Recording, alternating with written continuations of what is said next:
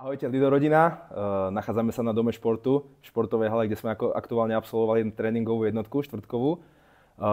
Pri našom videu, ktoré bude súčasťou, dúfame, že pravidelnom na sociálnej sieti YouTube, máme legendu slovenského florbalu a dlhoročného reprezentanta Petra Nehylu.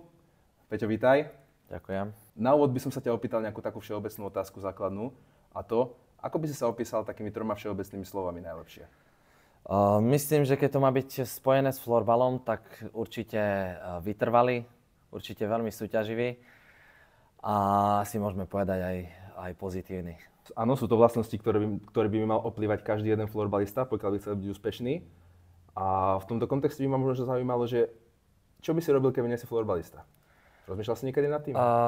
Ja som nad tým rozmýšľal asi viac menej celú kariéru.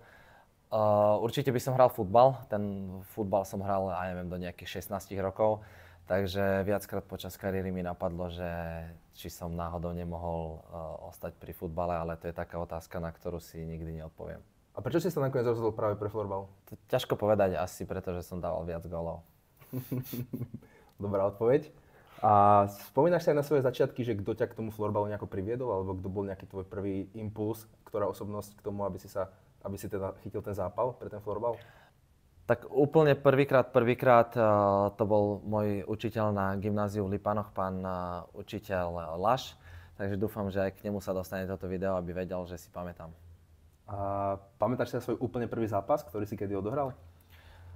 Súťažný zápas bol za Lipany a hrali sme proti košickému ATU a porazili sme ich 5-2. Košické ATU malo celkom dobrý ročník, tam boli hráči ako Aďo Sabo, Dodo Halas, Mišo Kročko a Samo Kerekeš a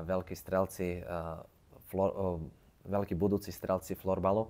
A pán tréner Hraško mi vtedy povedal, keď sme ich teda porazili, že momentálne porazili FK Rožkovaný MŠK Žilina. Takže takto mi dal najavo, že to bolo niečo veľké, čo sa stalo. Keď si začínal s florbalom, mal si v tomto svojom rannom veku aj nejaký florbalový vzor, ktorý by ti bol takou modlou, ku ktorej si vzhliadal?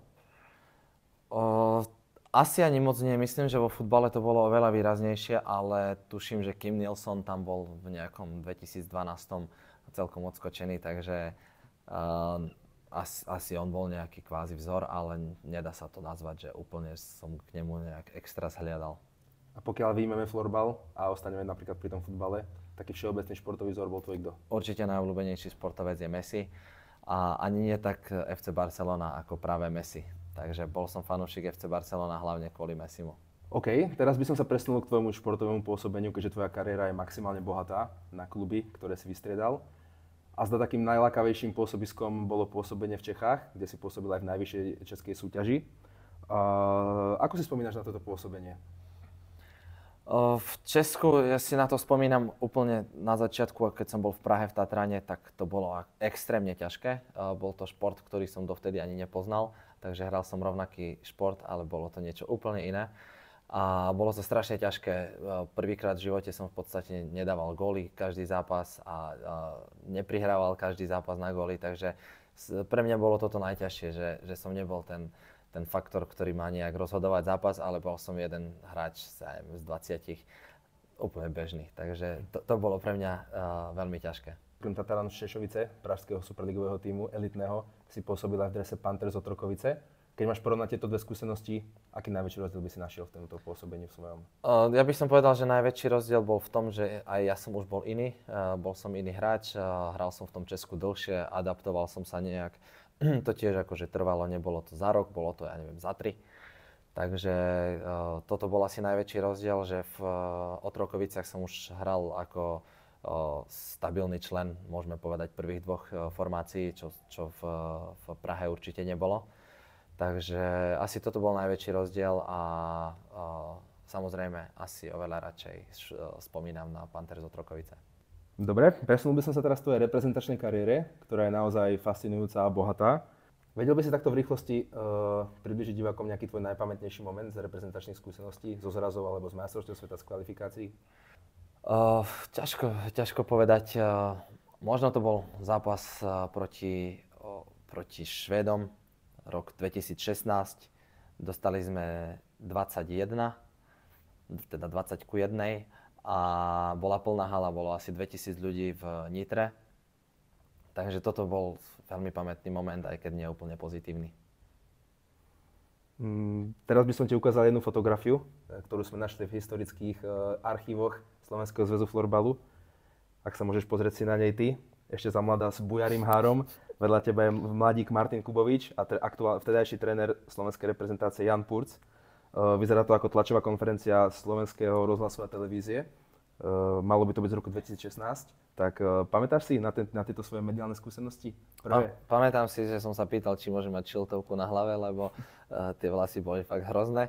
Ale mal som svoj štýl, takže som bol spokojný. Pamätám si, bolo to pred majstrovstvami sveta v Rige, teda mojimi prvými majstrovstvami a bol som na tom rozhovore veľmi ustrachaný a potom v Rige rovnako. Pre fanúšikov Lida by som ešte raz zosumarizoval tvoju reprezentačnú kariéru.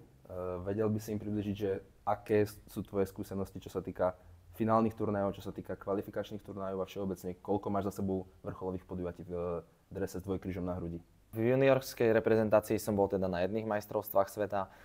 V roku 2013 to bolo, potom prvá kvalifikácia 2016, rovno aj majstrovstva 2016, 2018 som bol ešte na kvalifikácii, potom som na majstrovstvách nebol a potom počas korony som tiež na jedných majstrovstvách nebol a tak som bol na majstrovstvách 2022 a 24 a na kvalifikácii 24. Takže tak nejak chvíľu som tam vypadol, lebo boli také okolnosti.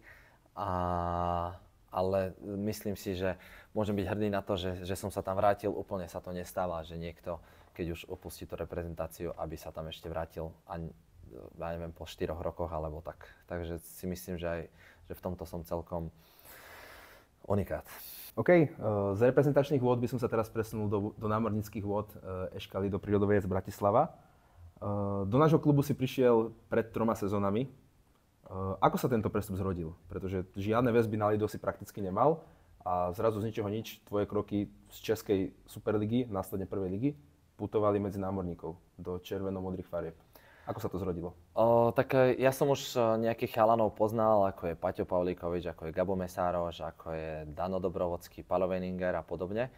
Takže nedá sa úplne povedať, že som nemal väzby na Lido, ale prišlo to tak nečakane v podstate aj pre mňa, keď mi chalani volali, aj v podstate bolo to spojené s pracovnou ponukou. Ja som vtedy celkom tápal životom a prišlo mi to vhod a v podstate nič iné som nemal, alebo nemal som inú alternatívu a ja som na to kývol zo dňa na deň a povedal som, že dobre chalani, ja prídem. Takže takto nejak sa to upieklo. Bolo to prekvapenie aj pre mňa, ale myslím si, že som potreboval aj nejakú životnú, aj florbalovú zmenu, takže prišlo mi to fakt akože vhod. A ako si vnímal tvoje prvé dni v klube? Odkazujem teraz na nejakú partiu, na kolektív, ale aj na samotné tréningy, na ich úroveň, na tempo, možno nejakú strategickú, taktickú prípravu a tieto aspekty, ktoré sú spojené s pôsobením v Lide. Ako by si ich vyhodnotil? Ja som prišiel po 4 rokoch v Čechách. Takže ten skok by mal byť veľmi výrazný, ale musím povedať, že už po prvých dňoch, ja si myslím, že som to povedal aj niekde v rozhovore, že som veľmi spokojný s prístupom aj spoluhráčov, aj trénerov, aj v podstate celého Lida ako takého. Takže bol som veľmi prekvapený z toho, ako to funguje. A tie prvé dni boli také, že ja som úplne nečakal, že toľko sa tu bude behať napríklad, alebo proste pamätal som si tú slovenskú ligu trochu inak a ja si pamätám ešte časy, keď som hral, za Hurikán v Bratislave alebo za Sabinou a v tých časoch ešte proste nebolo bežné, aby mal niekto na tréningu napríklad 2 brankárov a 20 hráčov. Teraz to je až smiešné, ale vtedy to bolo akože fakt realita.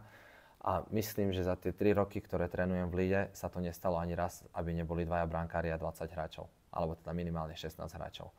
Takže myslím si, že v tomto je Lido v tejto dochádzke a v tomto prístupe je možno najlepšie na Slovensku.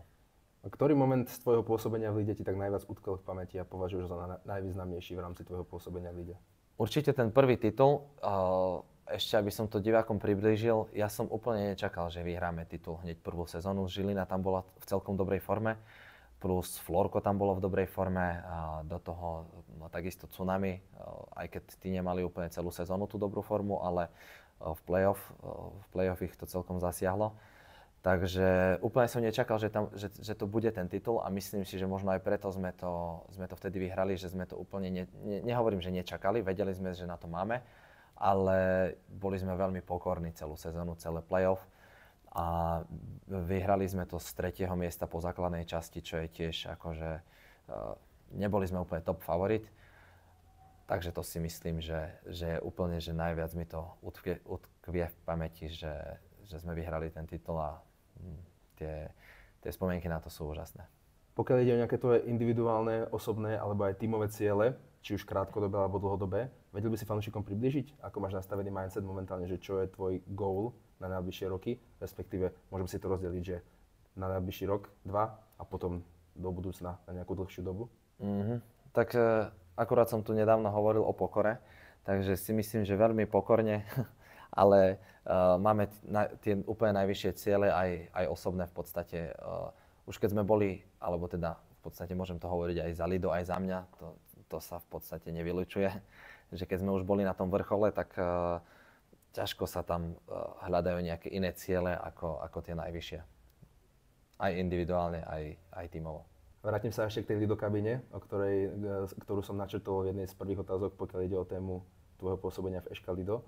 S kým v kabíne si tak najviac rozumieš momentálne? Ťažko povedať, asi nepoviem iba jedného hráča. Samozrejme s celou mojou formáciou, s ktorou hrám po väčšinu tých 2 sezón, to znamená Patres Pavlíkovič, Paťo Bachan, Noťas a Pagi. Ale myslím si, že aj s tou žilinskou vetvou, napríklad s tebou, s Ríšom, s Vajsom, ťažko povedať jedno meno. Myslím si, že sme celkom dobrá partia, že sme výborná partia. Takže úplne by som to nefokusoval na jedno meno. V ďalšej časti videa prejdeme na otázky od fanúšikov, ktoré nám zaslali prostredníctvom sociálnej siete Instagram. Prvá otázka na teba je, že ako tráviš voľný čas? Ako oddychuješ a relaxuješ, pokiaľ nešportuješ a nepracuješ? Fúha, neviem ani ako relaxujem. Asi nejaký Netflix alebo nejaké videá na YouTube. Dá sa to asi nazvať ako relaxácia. Čo ti dali roky v Českej republike a ako spomínaš na toto svoje pôsobenie? Dali mi veľa skúseností, nielen tých florbalových, ale aj životných. A v neposlednom rade aj moju aktuálnu priateľku.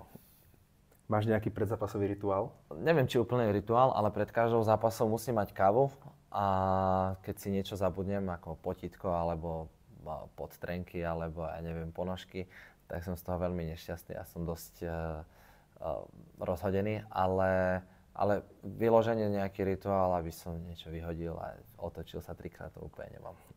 Radšej by si prehral vo finále alebo vyhral zápas o 3. miesto? Prehral vo finále. Tréning ráno o 6. alebo večer o 10.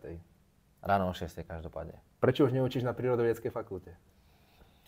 No tak tam boli veľmi šikovní študenti, takže za tie 2 roky som ich už úplne všetko naučil, takže už som nemal čo. Barcelona alebo Real Madrid? Určite Barcelona. Federer alebo Nadal? Nadal. Rezeň alebo smažák? Rezeň. Pivo alebo víno? A koľko? Pivo. Pizza alebo cestoviny? Cestoviny. Blondinky, brunetky alebo černovlásky? No ja teraz v Bratislave už vidím aj také tie, čo majú na poli blond a na poli čierne vlasy, takže to môže byť stále aj jedna osoba, ale brunety. Shakira alebo Rihanna? Shakira. Čo tam vaka? Je to ona, že? Áno, je to ona. Hral by si florbal radšej s jednou rukou alebo s jedným okom? S jedným okom. Radšej by si umyl zuby s horčicou alebo pod pazuchy s kečupom?